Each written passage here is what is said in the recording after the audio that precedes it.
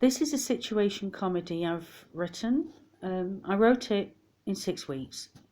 The logline is: with rib-cracking humour, 6 English stub muffins embark on a journey of self-discovery, searching for lust, love, fun and frolics leading to a chain reaction of hilarious outcomes. The short, impromptu footage uploaded on YouTube gets an astonishing 50,000 hits. This consequently takes them to the Big Apple, where their dreams rocket to the stars and beyond. The working title, It's All a Bit St Ives, could either be situation comedy or film.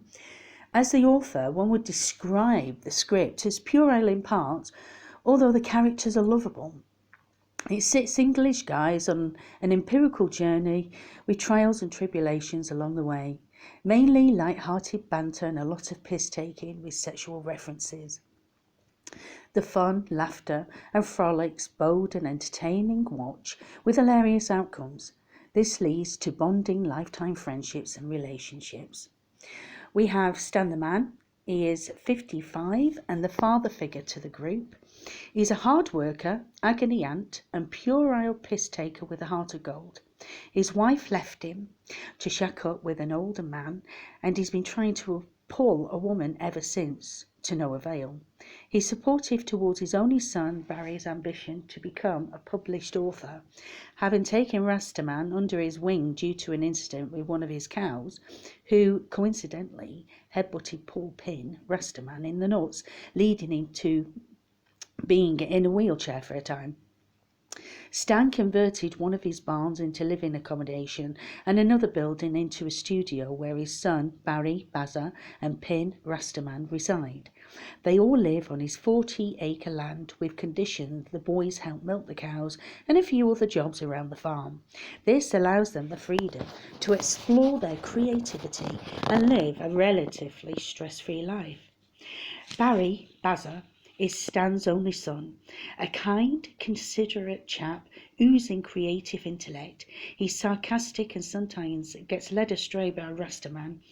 Although he's been nursing a broken heart for the past year, his ex-girlfriend jilted him for a millionaire with a bigger cock than his, a hard pill to swallow. Now she's in America and he's thrown himself into writing a sci-fi novel and partying with the lads, although he inherited her princess, which happens to be a pink Jeep. When dropping his dad off at the Crow and Partridge pub, they encounter a car full of guys taking the piss as they drive on by. Barry's not egocentric and so isn't fazed. It's cheaper than running his Range Rover. Pin Rastaman is an artist and photographer who doesn't take life too seriously. He and Stan are constantly ribbing one another, although they have an affectionate bond. He's a larger-than-life character, always doing something or another, often encouraging Bazza to participate, leading to all kinds of hilarious outcomes. He recalls the time Stan the man painted his testicles with sparkling glitter and had them dangling out looking like baubles from a Christmas tree, and who happens to grab them thinking they were costume balls? Tomo. He's been deeply affected by the incident, resulting in him having OCD with hand sanitizer, carries the stuff everywhere with him. Rastaman spills the beans regarding Stephen Spinner filming in St Ives and has to rectify by creating a short film, uploading it on YouTube. Surprisingly, it gets 50,000 hits.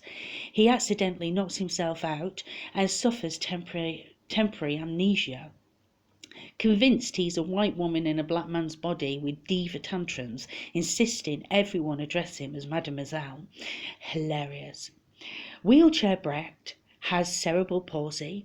Having suffered bullying in his younger years, he adopted the ideology of no one will get him down. With determination and gusto, he trained hard and has upper body muscles most men would die for. Currently, he's training for the Paralympics. He's a character who's embraced difficulties life has thrown at him. He's treated as an equal amongst his friends. He and Rastaman have a bond of equality piss-taking, always competing to outdo each other. He uploads a new flash regarding the filming in St Ives. Rastaman and Barry create a film, uploading it on YouTube, trashing him. This leads to the talk of the town boxing match between the two, although Brett has a surprise in store. Consequently, he uploads hilarious footage of Rastaman, which gets an astonishing 1 million hits.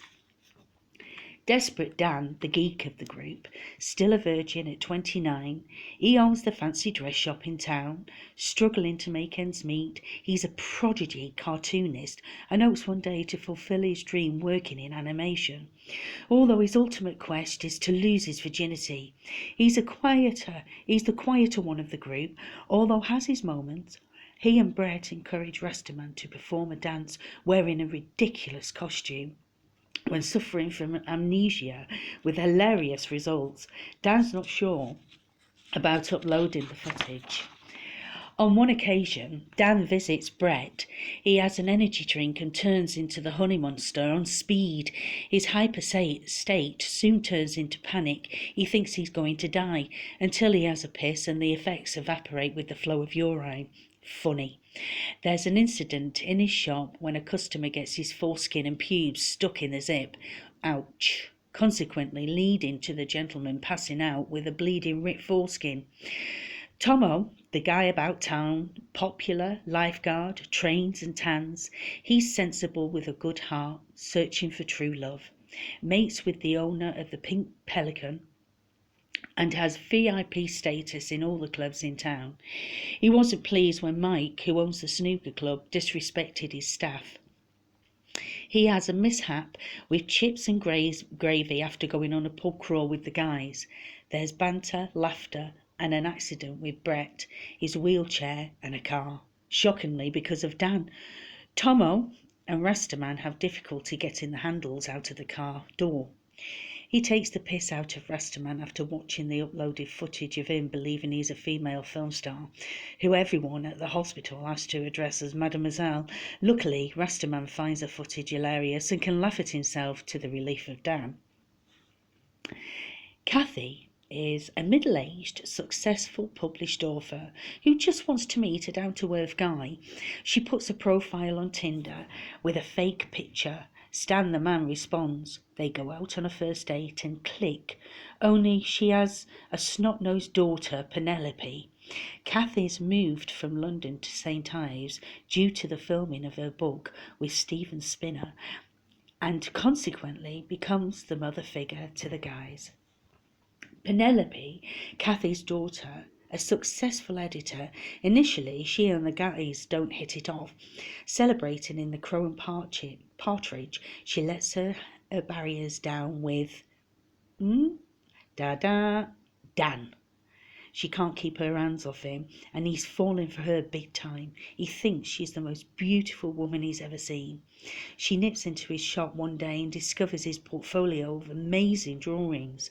With contacts in the animation industry, she forwards his work to a friend. Stephen Spinner, a film director, soon to be filming his next project in St Ives, also a keen YouTube viewer looking for new talent, sees footage of Brett, Bazza, Rastaman's shenanigans, loves them, coincidentally meets them in the Pink Pelican, which leads to a night of letting his hair down and partying. They get along swimmingly and have a laugh, which leads to him getting so pissed Brett has no option but to cradle him on his wheelchair back to the hotel, with Tomo, Bazza and Rastaman pushing the meandering chair down the street, causing quite a racket. This is the beginning of long-lasting friendships with the group. Mike owns a snooker club. He has a dilemma with the toilet, which turns him into an insensitive dickhead with consequences that teaches him a few lessons. He gets floored by Paula. He's easily wound up, although after the incident decides to change his ways. Can he do it? Paula works for Mike. He disrespects her and her grandpops, which leads to consequences where she quits her job and goes to work at the Pink Pelican as a bouncer, thanks to Tomo. She's a feisty character and doesn't take crap from anyone. Driver Dave delivers the costumes to Dan's shop, gets chatting when the guys turn up. He thinks they look familiar, then clicks. Loves the YouTube footage. They're famous amongst him and his friends. They do a collaboration at the Pink Pelican, a night to remember. Ellie, a Paralympian swimmer. Her father owns the taxi and drops the guys off after a night on the piss. E and Brett exchange numbers, which leads to Ellie going to his apartment. She goes to the gym with her mates and coincidentally bumps into Brett and the guys. Her mates are smitten, flirting with the lads, who are smitten with them. They invite the girls to the talk of the town fancy dress party, where they have a surprise in store. The night arrives and the Pull Monkeys come on stage with van driver Dave and his mates. They do a sterling performance with hilarious twist at the end, wearing specially made elephant jock straps with trunks when pressed inflate. The guys wave the trunks to the audience as they exit the stage. Hilarious. The place is in uproar. After the performance, they meet up with the girls in the VIP lounge and pair up, leading to a snoggylicious time. Will this lead to long-term relationships or fizzle out with the dwindling embers of passion? I'm actually looking for an agent. I've been having difficulty getting my work to London. The last time I posted this script, it ended up in Belfast. So if anyone out there is interested in reading this script, please message me and let me know. Okay, thank you. Bye for now.